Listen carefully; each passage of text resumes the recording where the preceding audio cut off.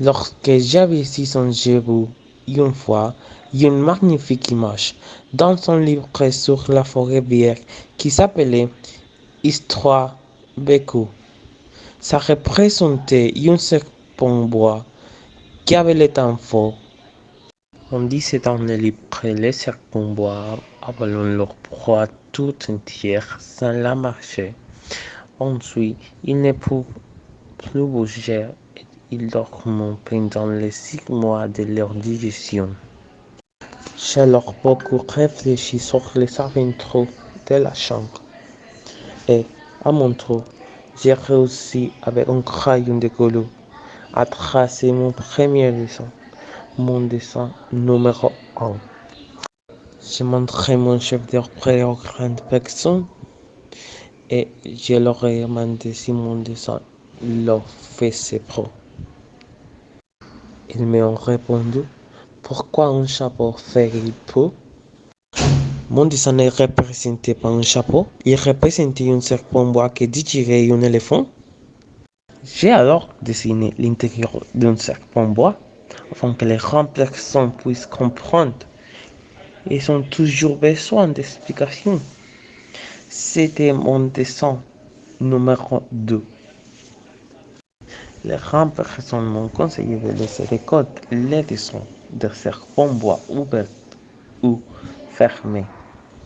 De m'intéresser plutôt à la géographie, à l'histoire, au calcul et à la grammaire.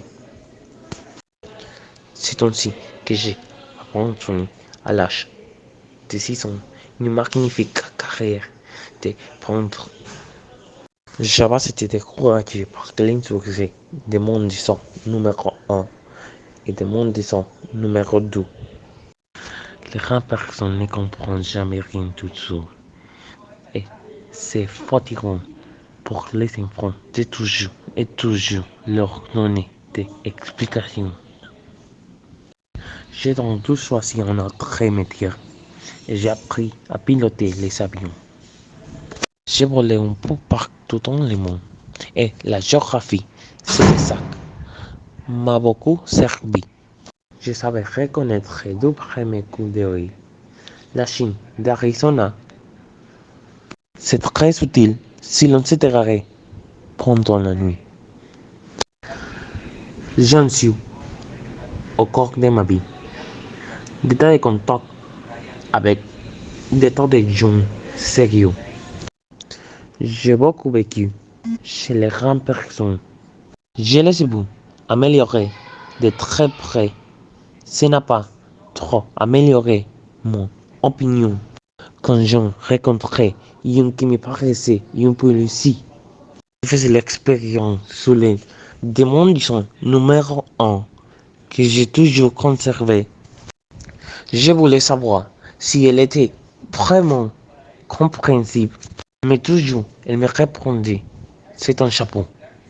Alors, je ne lui parlais ni de serpents bois, ni de forêt bière, ni d'étoiles. Je me mettais à sa portée. Je lui parlais des briques, des robes, de politique et des cravates. Et la grande personne était bien contente de connaître un homme aussi raisonnable.